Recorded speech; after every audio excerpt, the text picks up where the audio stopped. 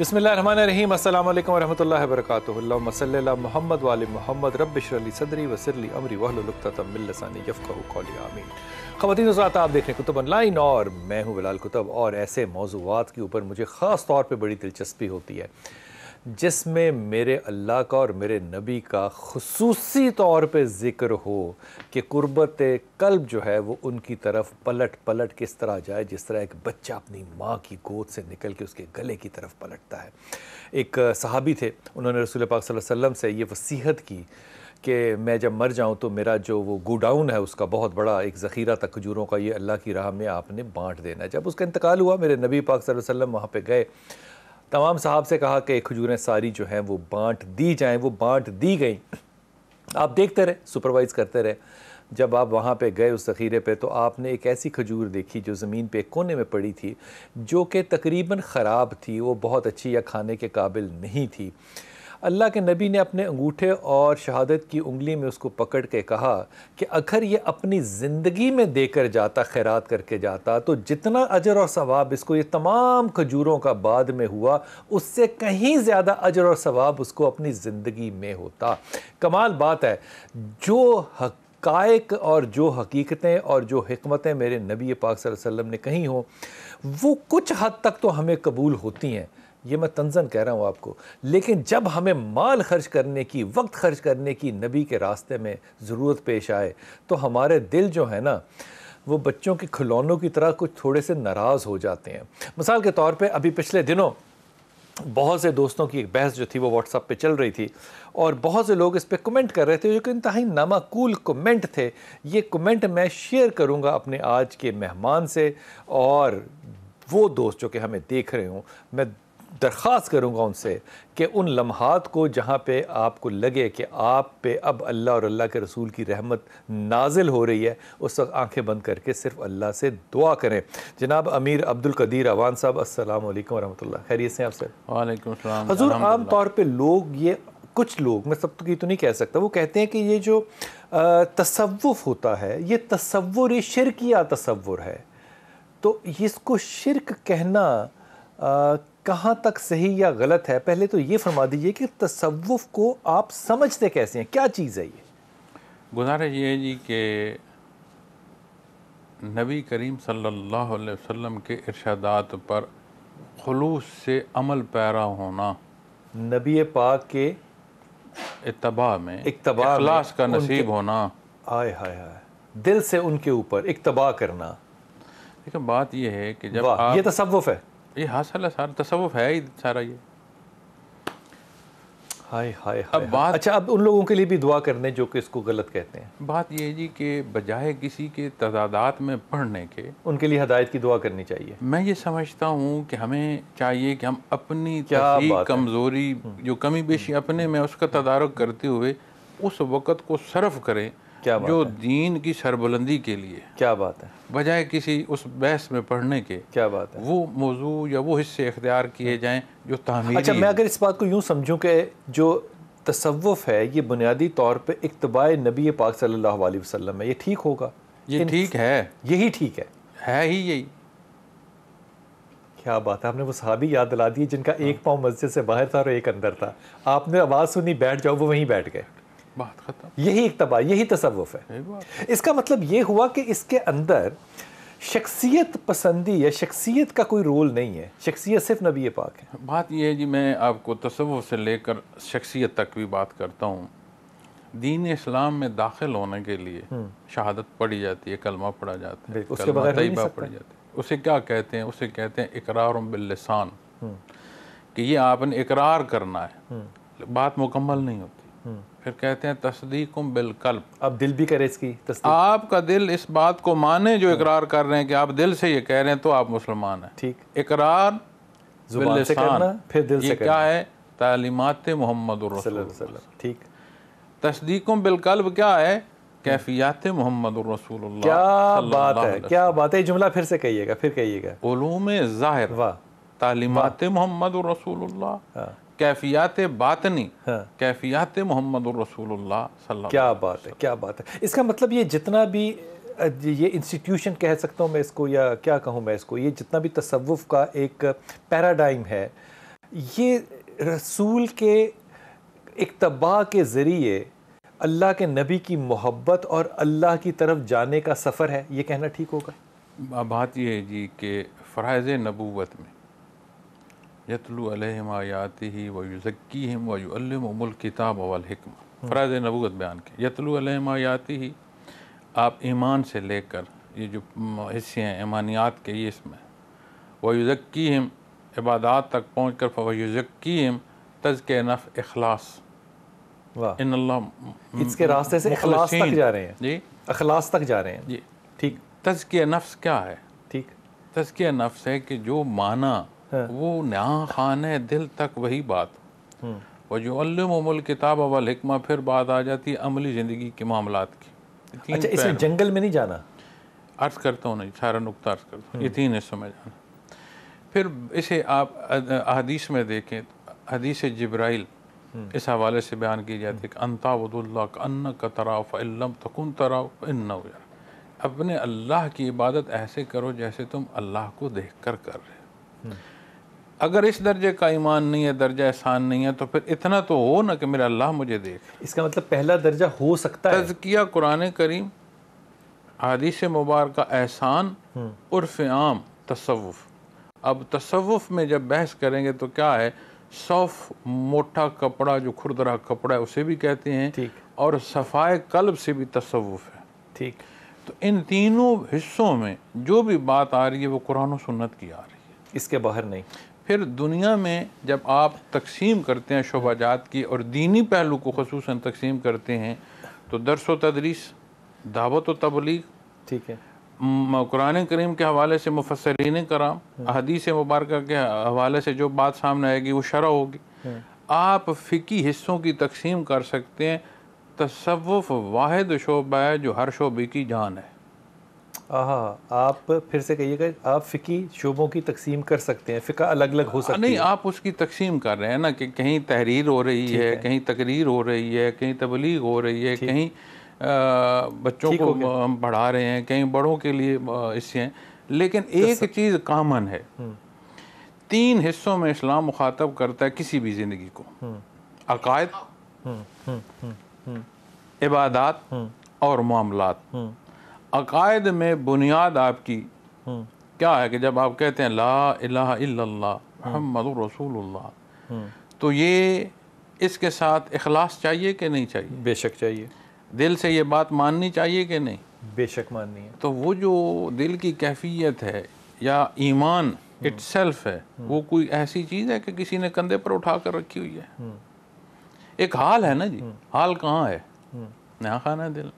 پھر آپ عبادات، حال سے مراد ہے ایک کیفیت ہے، تو وہ آپ کے نہاں خانہ دل میں۔ پھر بات آ گئی عبادات کی۔ آپ اگر کہیں کہ نماز جو ہے یہ بیسٹ اسٹریچنگ ایکسرسائز ہے، آج میڈیکل سائنس کہتی ہے، ٹھیک ہے بھائی، اگر آپ اسٹریچنگ ایکسرسائز کر کے نماز پڑھنا شروع کر دیں تو کیا نماز ہوگی؟ آپ نماز کی نیت سے پڑھیں، ایکسرسائز کی نیت سے نہیں، تو کیا اسٹریچنگ رہ جائے گی؟ ٹھیک، اس کا مطلب ہے وہاں بھی وہی حال چاہیے، انما الاعمال بالنیات۔ پھر معاملات میں آ جائیں، جو آپ کہہ رہے ہیں اور جو آپ کا دل ہے، یہاں جب فرق آتا ہے تو اسے منافقت کہتے ہیں۔ جو کہہ رہے ہیں اور جو دل میں فرق آتا ہے اس کو منافقت کہتے ہیں۔ جو آپ کر رہے ہیں اور جو سوچ رہے ہیں، یہ ڈفرنس جب آتا ہے تو پھر منافقت میں گنا گیا۔ ٹھیک، اس کا مطلب ہے تینوں حصوں میں بات دل کی آئے گی، کیفیت کی آئے گی، اور کیفیات ایک جیسی نہیں رہتی۔ ہم نے دنیا میں دیکھا ہے کبھی کوئی جان دے رہا ہوتا ہے اور کبھی پھر وہی جان کے در پہ ہوتا ہے، کیفیت ایک جیسی نہیں رہتی، کہ لوگوں کے مزاج بالکل ٹھیک ہے، حدیث سے ثابت ہے یہ باتیں، بالکل ٹھیک ہے۔ تو پھر جب آپ اللہ اللہ کرتے ہیں اور تصوف کے اس حصے میں آتے ہیں تو تصوف آپ کے ایمان میں بھی ضرورت ہے کہ نیت اور خالص نیت اور اس کی اخلاص کی ترقی نصیب ہو، عبادات میں بھی نصیب ہو، معاملات میں بھی نصیب ہو، تو پھر تصوف تو شعبہ نہ ہوا، شعبوں کی جان ہوا۔ کیا بات ہے، حاصل ہوا شعبوں کا۔ حاصل۔ ہمارا نقص کیا ہے، ہم عبادات کو مقابل کر کے دیکھتے ہیں۔ کس کے؟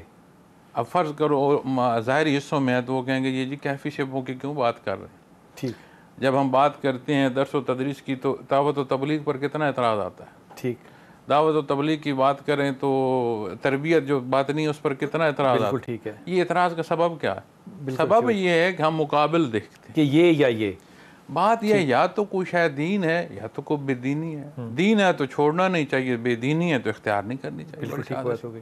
حضور یہ تصوف کے اندر ہم آج دیکھتے ہیں کہ بہت سے سلسلے جو ہیں وہ بھی پچھلے 200 سال کے اندر جو ہیں وہ انہوں نے رجحان پایا. یہ جو سلسلے ہیں تصوف کے, نقش بندی ہو گیا, سہل وردی ہو گیا, چشتی ہو گیا, قادری ہو گیا, یہ سلسلے کیا ہیں, ان کی شناخت کیا ہے؟ گزارش یہ جی کہ یہ 200 سال سے نہیں ہے. خیر القرون کے آخری حصے میں جہاں دین کی تدوین شروع ہوئی, تحریر شروع ہوئی, اور مجھ جیسے کم علم کے لیے سہل اور آسان سبب بنا کہ میرے لیے تحقیق آ گئی کہ میں وہاں سے پڑھ کر اپنے لیے رہنمائی حاصل کروں, تبھی سے صوفیاء کی جماعت بھی ثابت ہے.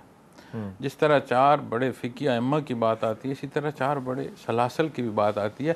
حالانکہ سلاسل کو لگ بھگ 17 سے زائد ملتے ہیں پرانے وقت سے, لیکن 4 جو ہیں وہ مقبول ہوئے ہیں بڑے سلاسل.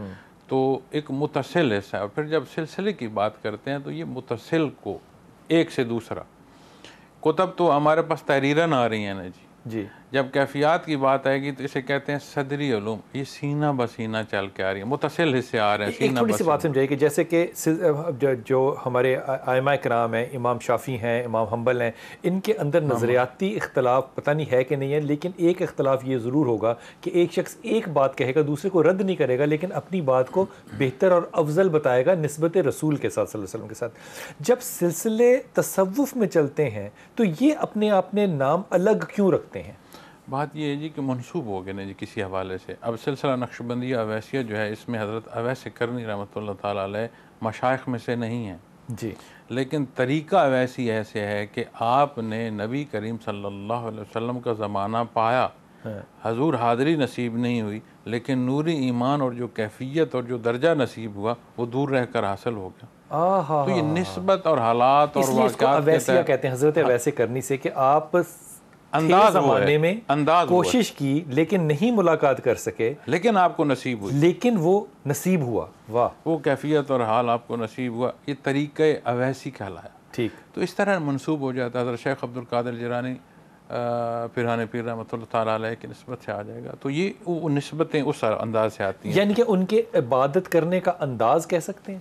میں اس میں عرض کرتا ہوں نا جی, آپ نے تھوڑی دیر پہلے ایک بات کی ہے کہ شخصیت کے حوالے سے, چونکہ جب ہم بات دے رہے تھے تو بات میں پھر ایک سوال آ گیا تو ہم اس طرف آ گئے.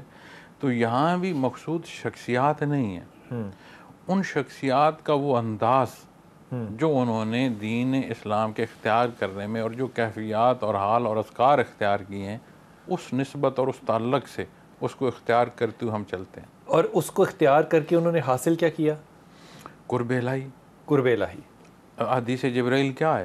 ٹھیک, کہ آپ اللہ کی عبادت ایسے کرو جیسے آپ اللہ کو دیکھ کر اس کی عبادت کر رہے ہیں. یہ سارا جو سلسلہ ہے جس کو ہم تصوف کہتے ہیں, اس میں طریقہ نقش بندیہ ہو, اویسیہ ہو, سہل وردیہ ہو, جو بھی ہو, اس کا مطلب یہ ہوا قدیر بھائی کہ ہم اللہ کی طرف جانا چاہ رہے ہیں اور اس کے لیے ایک طریقہ اختیار کیا. یہ بات درست ہوگی کرنا؟ بات یہ ہے جی کہ قرآن کریم فرماتا ہے کہ تم مجھے یاد کرو میں تمہیں یاد کرتا ہوں. ذکر کثیر پر بے شمار دفعہ بیان فرمایا گیا ہے, اللہ کی یاد پر بے شمار دفعہ بیان فرمایا گیا. وَاذْكُرْ رَبَّكَ إِذَا نَسِيتَ, جب بھول جاؤ یاد آئے پھر مجھے تم یاد میں. کیا صوفیہ کرام اور طرح سے یاد کرتے ہیں اللہ کو؟ بات یہ ہے جی, صوفی ہم اہل تصوف کو کہتے ہیں, صوف کے حوالے سے, صفائے قلب کے حوالے سے کہتے ہیں کہ یہ صوفی ہیں. بحیثیت مسلمان ہم اس دنیا میں ایک دارالعمل میں ہیں. امتحان کیا ہے؟ ٹھیک, کہ جس مقصد کو اللہ نے پیدا فرمایا اس مقصد کی تکمیل, بہترین تکمیل, عظمت کی تکمیل نصیب ہوتی جائے. ٹھیک. عمل ظاہر اللہ قبول فرمائے, عبادات قبول فرمائے, کیا ہے؟ اللہ کی رضا کی نشانی ہے. نماز پڑھی, روزہ رکھا, اللہ کی رضا کی نشانی ہے, وہ اور جس سے اللہ راضی ہو گیا وہ آخرت میں اس کو بخشش نصیب ہو. بے شک. پھر اس رضا کے ساتھ کوئی پہلو ایسا جو اور اللہ کے قرب کو لے جائے, اسے کہتے ہیں کیفیات محمد رسول اللہ صلی اللہ علیہ وسلم. اب اس جہان فانی میں اور دارالعمل میں یہی تو حصے ہیں جہاں ہم محنت کر سکتے ہیں, مجاہدہ کر سکتے ہیں, جہاں ہم عبادت کا حکم. یہ مجاہدے سے کیا مراد ہے؟ مجاہدے سے مراد ہوتی ہے جی کہ اپنی خواہشات یا اپنی پسند کو چھوڑ کر اللہ کے حکم اور اس کی پسند اور اس کی رضا کے لیے جو ایفرٹ کی جاتی ہے, اس کو جو مجاہدہ کہتے محنت ہیں. کی جاتی ہے. یعنی مجاہدے کا تعلق چلوں سے نہیں ہے.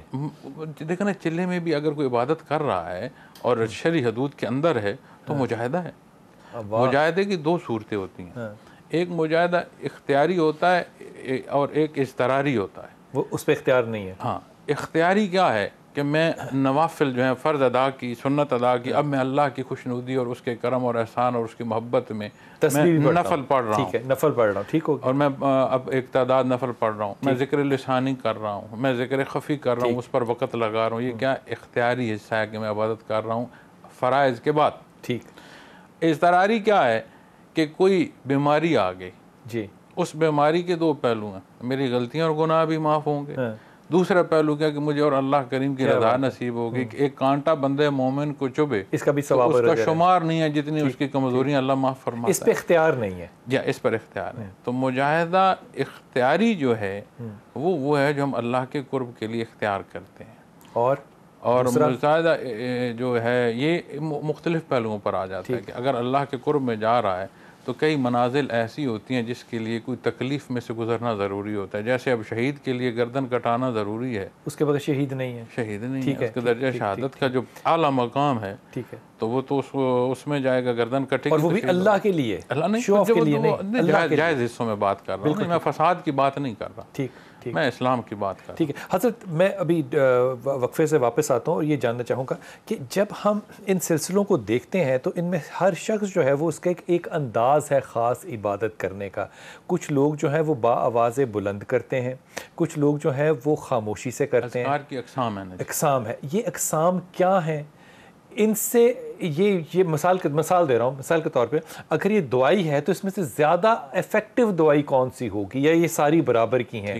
جس طرح کہ مفتی کرام جو ہیں وہ مختلف باتیں کہتے ہیں, لیکن وہ کہتے ہیں کہ ہمارا کوئی اختلاف نہیں ہے, ہم لوگ بات ایک ہی کہہ رہے ہیں, راستہ ایک ہی ہے, لیکن اس کے باوجود وہ زمانے میں بٹوارہ جو ہے وہ نظر ضرور آتا ہے اور وہ فتوے ضرور نظر آتے ہیں جو ہم ایک دوسرے پہ دے رہے ہیں. ہم حتمی طور پہ اپنے آپ کو صحیح کہہ رہے ہیں. کیا صوفیہ اکرام جن سے ہماری یہ توقعات ہیں کہ وہ نرمی گوشہ رکھتے ہیں, کیا ان کے ان عبادات یا ان طریقوں سے اللہ کی طرف رجوع کرنے کے کوئی اختلاف پیدا ہوتا ہے یا نہیں؟ واپس آئیے بات کرتے ہیں.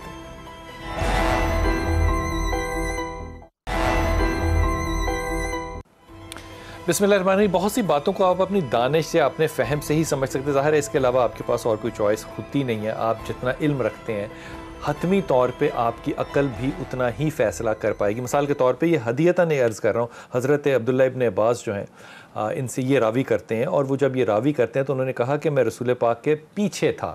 اب وہ رسول پاک کے پیچھے تھے سے مطلب پیچھے چل رہے تھے, سواری کے پیچھے بیٹھے تھے, مجھے نہیں اس بات کا علم, لیکن انہوں نے 3 نصیحتیں کی. میں صرف ایک نصیحت آپ سے عرض کر رہا ہوں. کہا کہ اللہ کی حفاظت کرو, اللہ تمہاری حفاظت کرے گا. اب یہ بات اگر دیکھیے تو شرعی طور پہ اگر میں کسی کو کہوں تو کہ نا آپ کیسے اللہ کی حفاظت کر سکتے ہیں, تو وہ جو عقل اور شعور ہے اس کو آپ کو جسے کہنا چاہیے نا ایک اور لیول پر لے کر جانا پڑے گا نبی کی بات کو سمجھنے کے لیے. حضرت آپ نے فرمایا کہ اللہ کہتے ہیں کہ تم ایسے عبادت کرو جیسے تم مجھے دیکھ رہے ہو.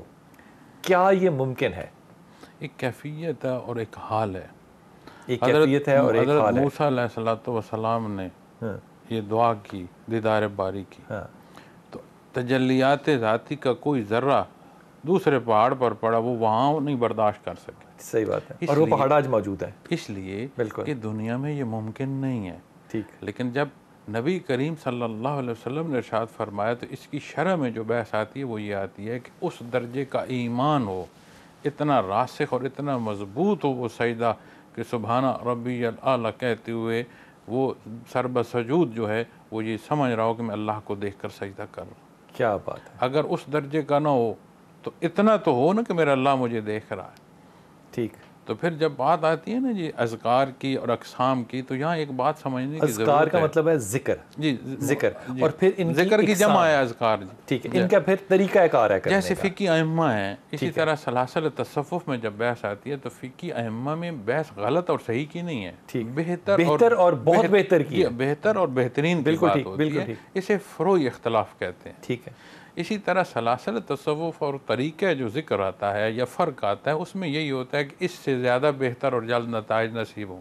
جانا سب نے اتباع محمد رسول اللہ صلی اللہ علیہ وسلم میں، اصول ظاہر میں قرآن اور سنت ہمارے پاس موجود ہے، ظاہر میں موجود ہے، اس سے آگے پیچھے کوئی نہیں جا سکتا ہے۔ اس پہ یہ کوئی فتوے نہیں ہے کہ اونچا ذکر کرنا ٹھیک نہیں ہے اور کم کرنا کم ہے جی۔ ایک قسم ہے ذکر کی عملی ذکر، ٹھیک، جس میں آپ کوئی اب فرائض کی ادائیگی نماز پڑھ رہے ہیں تو وجود ایک عمل میں سے گزر رہا ہے نا، آپ کسی بہتر کام کو جا رہے ہیں تو وجود کا وہ جو چلنا ہے وہ بھی تو ایک عمل ہے، ٹھیک، تو ہر سہالے عمل کے لیے جو حرکت ہے وہ عملی ذکر میں اپنے اپنے درجے میں شمار ہو گیا۔ فرض کی ادائیگی کا درجہ اپنا ہوگا، ٹھیک، سنت نفل عمومی معاملات میں کسی بھلائی کے لیے قدم اٹھا کر جانا وہ قدم بھی عملی ذکر میں ہے۔ حضرت جو لسانی ذکر آئے گا تسبیحات میں، ٹھیک ہے۔ تیسرا حصہ آئے گا خفی، جو خاموشی سے جو دل میں ذکر کیا جائے۔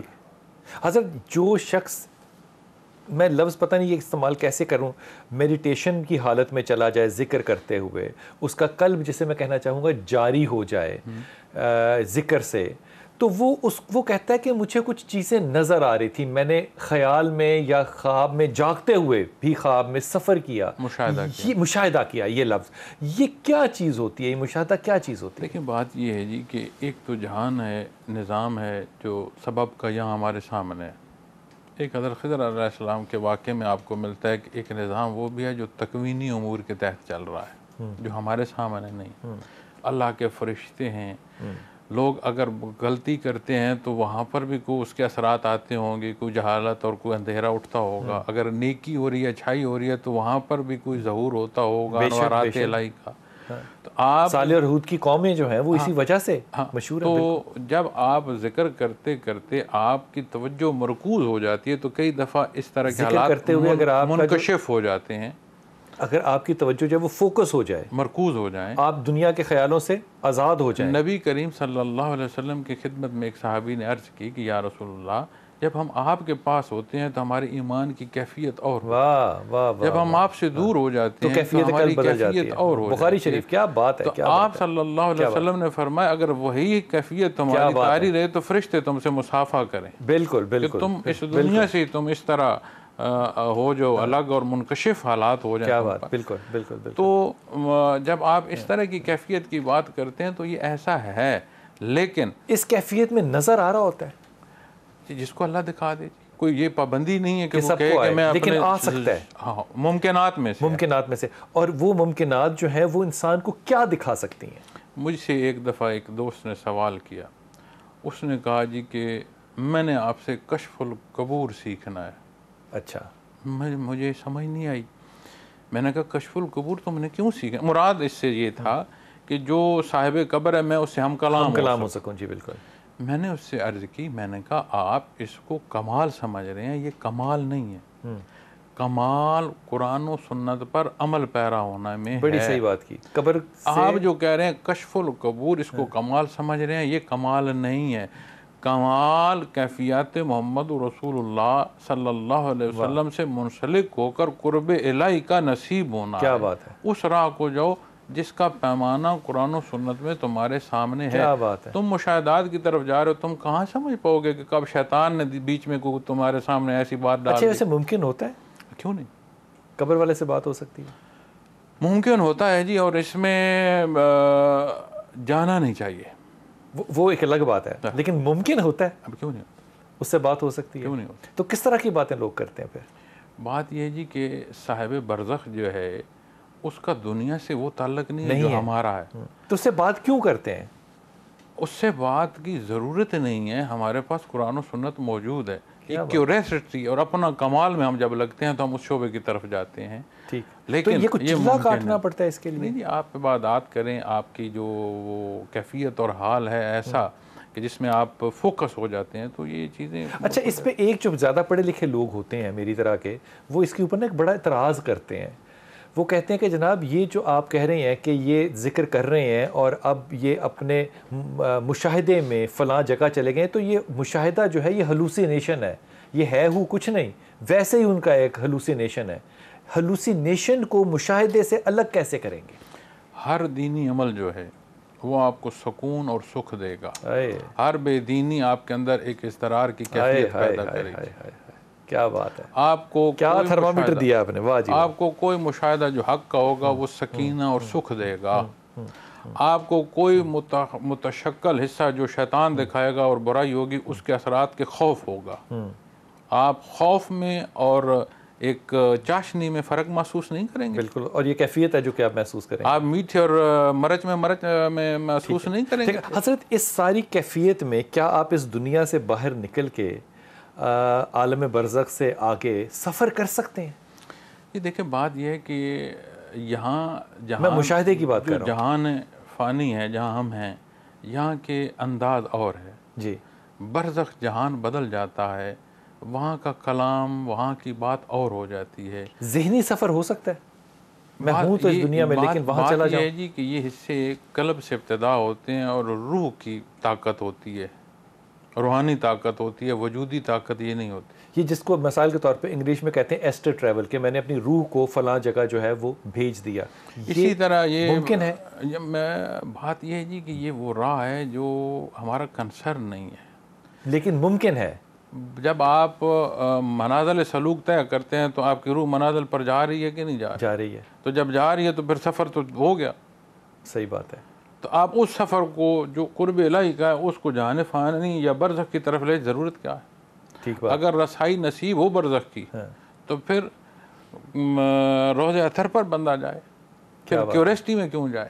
کیا بات ہے، بڑی اچھی بات کی۔ پھر فنا فی الرسول کی طلب لے۔ فنا فی الرسول کیا ہے؟ ٹھیک ہے، فنا فی الرسول آپ صلی اللہ علیہ وسلم کے حضور حاضر ہونا اور اس کیفیت کا نصیب ہونا کہ عملی زندگی میں آپ کی بات مقدم ہو اور خواہشات جو ہیں یہ مؤخر ہو جائیں، آپ کی اپنی ذاتی خواہشات جو ہیں وہ پیچھے رہ جائیں اور اتباع رسول جو ہے، اسی چیز کو فنا فی الشیخ بھی کہتے ہیں۔ فنا فی الشیخ یہ ہے جی کہ چونکہ یہ حصہ جو ہے یہ کم تر درجے پہ نہیں جی، اب نبی کریم صلی اللہ علیہ وسلم کی شان سارا جہان ایک طرف کر دو، جوتی کی خاک کے برابر نہیں، کیا وہاں کی بات کی تو مثال بھی نہیں دی جا سکتی، مثال بھی نہیں ہو سکتی۔ بات یہ نہیں ہے، بات یہ ہے استاد ہے ایک، جی علماء ظواہر ایک استاد ہیں، اسی طرح اولیاء اللہ ایک استاد ہیں۔ ٹھیک، علم جو آ رہا ہے وہ بھی آپ کا ارشاد ہے، کیفیات جو آ رہی ہیں وہ بھی قلب اطہر سے جا رہی ہیں، کسی کی ذاتی ملکیت نہیں ہے، آئیں یا نہ آئیں اس پہ آپ کا زور نہیں ہوتا۔ اللہ کی طرف سے آپ کے ارشاد ہمیں کیفیت تعلیمات میں، علماء استاد ہیں، اللہ ان کی محنتیں قبول فرمائے، کیفیات جو آپ کے قلب سے جاری ہیں اللہ صوفیاء کی محنتیں اور کمزوریاں معاف فرمائے اور محنتیں قبول فرمائے، ہم تک پہنچے، یہ استاد ہے۔ ٹھیک، استاد سے جو محبت ہے وہ کیسی ہونی چاہیے؟ یہ جو کیفیت کا جاری ہونا ہے قلب سے، اس کا فیصلہ کون کرتا ہے کہ میرے قلب سے یہ کیفیت خود کرتا ہے یا شیخ کرتا ہے؟ قرآن اور سنت کرتا ہے۔ اگر میرا عمل نیک ہے اور اسے شرف قبولیت ہے تو سکون آئے گا۔ نہیں، دنیا میں کیسا ہوں گا؟ میں آپ سے ایک کیا سوال بات ہے، کرتا ہوں، کیا بات ہے، کیا بات ہے۔ آپ کسی کو کہتے ہیں کہ یہ بڑا لائل ہے اپنے ملک کے ساتھ، تو لا بائنڈنگ کرتا ہے یا نہیں؟ یہ اس کی پہچان ہے لائلٹی کی، ہے کہ نہیں؟ کیا بات ہے۔ تو آپ جب بات کرتے ہیں کہ میرا قلب جاری ہے اور قرآن اور سنت آپ کے عمل سے ظاہر نہیں ہو رہی، تو اس کا کیا پھر وہ مطلب جھوٹ ہے؟ بول رہا ہے۔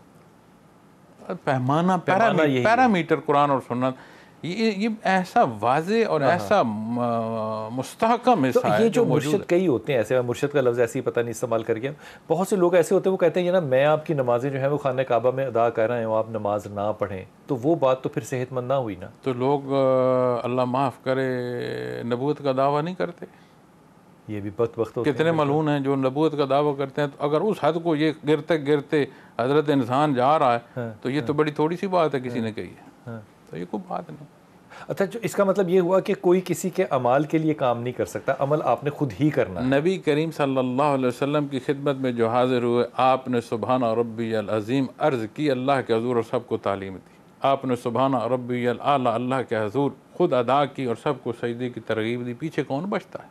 میں وقفے جاؤں گا بھی، لیکن وقفے سے جب واپس آؤں گا تو بات کروں گا ایک انتہائی اہم، اور اس کو آپ لوگوں نے بڑی توجہ سے سننا ہے، اور اس میں آپ نے غلط فہمی کو بالکل بھی داخل نہیں ہونے دینا، کہ جب ہم ذکر کرتے ہیں، اس کے لیے لفظ استعمال کرنا چاہیے، ذکر قلبی کرتے ہیں، تو وہ جو قلب جاری ہوتا ہے اس کی ٹیکنیک اور ٹیکنالوجی ہوتی ہے، اور یہ صرف مسلمانوں میں نہیں، تمام مذاہب کے اندر کوئی نہ کوئی ٹیکنالوجی موجود ہے، ہمارے ہاں بھی ہے، لیکن وہ براستہ رسول پاک صلی اللہ علیہ وسلم کی سنت کی جاتی ہے۔ وہ ٹیکنیک اور ٹیکنالوجی کیا ہوتی ہے؟ یہ پوچھیں گے قدیر بھائی سے کہ وہ ہر کوئی پریکٹس کر سکتا ہے یا نہیں کر سکتا. واپس آئیے.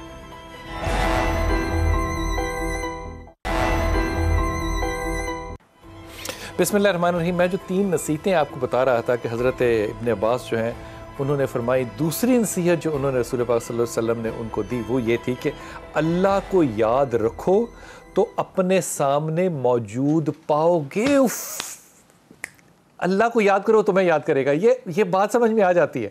لیکن یہ نصیحت جو حضرت ابن عباس نے کہی کہ تم اللہ کو یاد رکھو تو اپنے سامنے موجود پاؤ گے، یہ جو میں آپ سے بات کر رہا ہوں اس کی بڑی تفسیر جو ہے آپ وہ جا کر دیکھ سکتے ہیں. ڈاکٹر اسرار احمد صاحب نے اس پہ بڑی تفصیل سے گفتگو فرمائی ہے. لیکن اس گفتگو کا ایک روحانی پہلو جو ہے حضرت اس کی طرف آؤں گا کہ آپ جب اللہ کو یاد کرتے ہیں تو ایک طریقہ خاص استعمال کرتے ہیں اور وہ ایک خاص درجات کی طرف لے کر جاتا ہے. آپ ان کو کیا کہیں گے؟ لطائف کی صورت کہا جاتا ہے. یہ کیا چیز ہوتی ہے؟ یہ طریقہ کیا ہوتا ہے؟ منازل سلوک بھی کہہ سکتے ہیں. منازل سلوک اس کو ذرا ایکسپلین کیجیے گا. منازل کیا ہوتے ہیں؟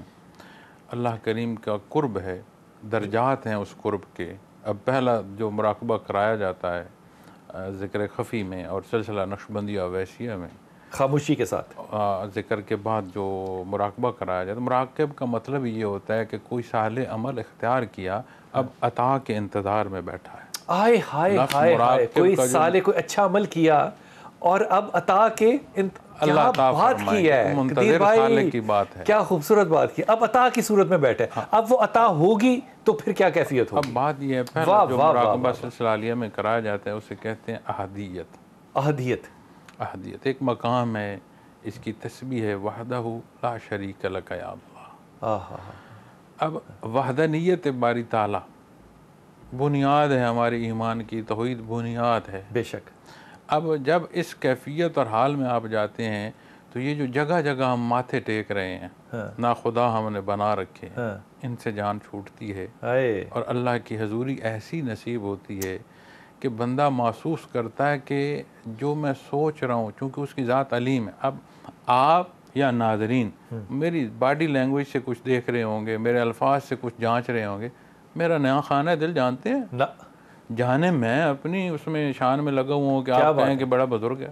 کیا بات ہے. لیکن ایسا بھی تو ہو سکتا ہے میں خلوص سے نیت سے ٹوٹے پھوٹے لفظوں میں چاہ رہا ہوں کہ میں کیفیات پہنچانے کا سبب کروں. کیا بات ہے. آپ میرے دونوں حال سے ناواقف ہیں، لیکن اللہ کی ذات علیم ہے.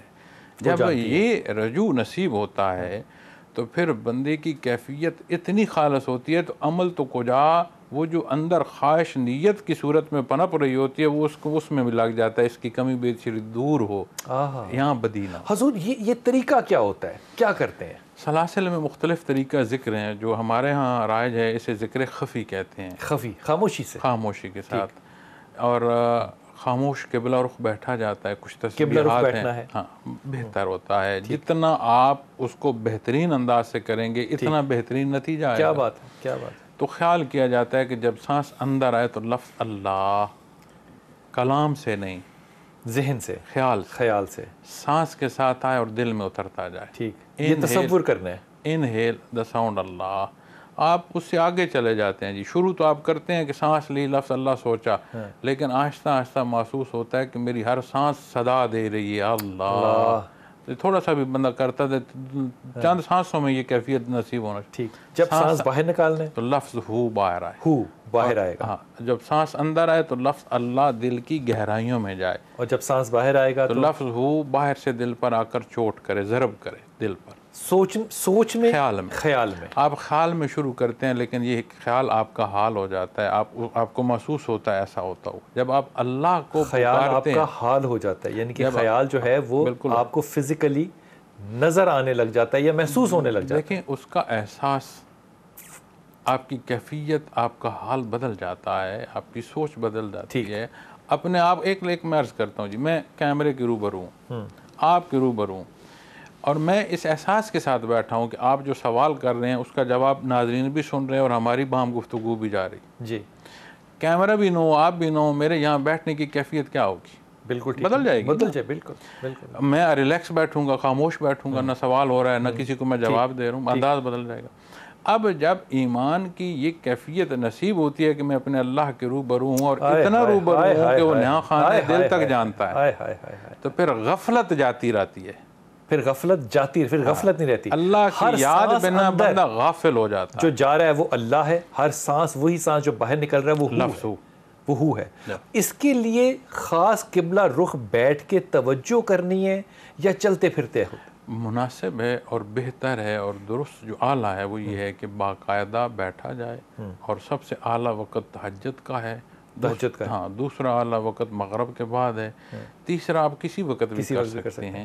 ایک تسبیح ہے جو دانے نہیں ہیں، سانسیں ہیں، جس میں زبان نہیں ہے، خیال ہے اللہ اور تسبیح ہے جس میں دانے نہیں ہیں، آپ کی سانسیں ہیں، یہ تسبیح ہے. حضور یہ جب کیفیت کرتے ہیں تو ہم نے آپ کے وہاں پہ ادارے میں بھی دیکھا تو لوگ جو ہے وہ جھوم رہے ہوتے ہیں، وہ ضرب لگا رہے ہوتے ہیں اپنے دل کو. آپ نے حافظ کو کبھی دیکھا ہے حفظ کرتے ہوئے؟ جی جی جی، یوں وہ ہلنے کا حفظ سے کیا تعلق ہے؟ جی مثال دی. یہ جو وہ ہل کر ذکر کر رہے ہوتے ہیں، اس سے ان کا مقصد یہ ہوتا ہے کہ میں اپنا فوکس کروں، فوکس اس پہ رکھوں. اب حافظ کا ہلنا روک دیں آپ، یقین مانے وہ حفظ کرنا اس کو چھوڑ دے گا. ٹھیک ہے، وہ ایک ردم میں آیا ہوا ہے. نہیں، وہ چاہ رہا ہوتا ہے فوکس کرنا، اپنے دماغ کو، اپنی یاداشت کو وہ فوکس کر رہا ہوتا ہے یاد کرنے کے لیے. یہ جو ظاہری حصہ ہم دیکھتے ہیں کہ وجود کو حرکت دی اور بیٹھ کر ذکر کیا، سانس لی زور سے، یہ ذریعہ ہے، یہ ذریعہ ہے. اٹس لائک اے مین. ٹھیک، ذکر کیا ہے؟ جو ہم نے لفظ اللہ پکارا، ٹھیک، وہ ذکر ہے. ٹھیک. تو جو طریقہ ذکر ہے حد شرعی کے اندر ہو، تجاوز نہ ہو، ایسا نہ ہو کہ کوئی غیر شرعی طریقہ ہو. اب جب قرآن کریم فرماتا ہے کھڑے بیٹھے لیٹے آپ اللہ کو یاد کرو، تو آپ کسی طریقے سے بھی اللہ کو یاد کر سکتے ہیں. حضور ایک سٹیج آئی، مثال کے طور پہ میں نے اس کی بات کی ابتدا کی کہ میں سانس کے ساتھ اللہ اور باہر اس کو ہو لوں، اور وہ چوٹیں، اگر میں لفظ استعمال کروں، وہ چوٹ جو ہے، وہ ضرب جو ہے، وہ میں نے اپنے قلب پہ لگانی بھی محسوس کرتی. یہ آخری حد ہے یا اس سے اگلی کو سٹیج ہے؟ یہ ابتدا ہے.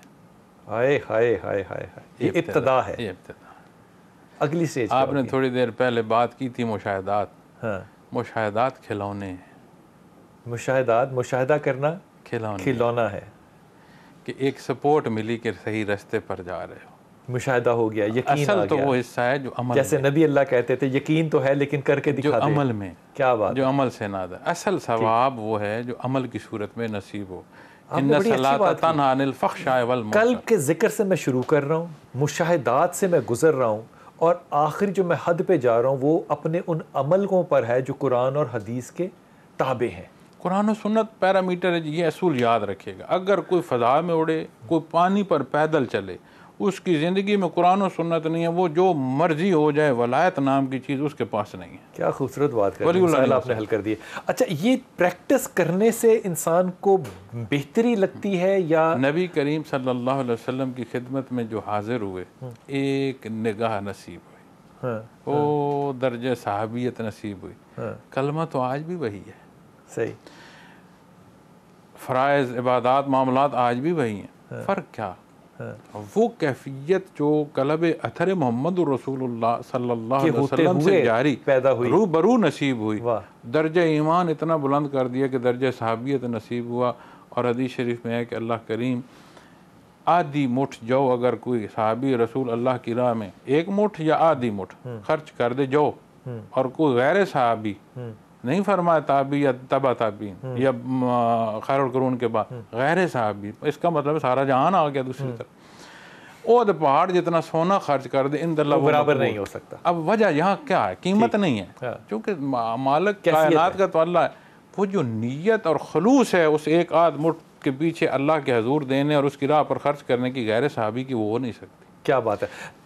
کیفیت، اس کیفیت کو پیدا کرنے کے لیے مجھے ریاض کرنی چاہیے. تو وہی عرض کر رہا تھا نا جی، خیر القرون متصل جو زمانے ہیں اس میں الگ مجاہدے اور محنت کی ضرورت نہیں تھی. ٹھیک. خیر القرون کے آخری حصوں کے بعد جب ترتیب شروع ہوئی تو خیر القرون کے بعد پھر کوئی ایسی ہستی نہیں ہے جس کے پاس صرف جایا جائے اور انعکاس اتنا شدید ہو کہ آپ بعمل ہو جائیں.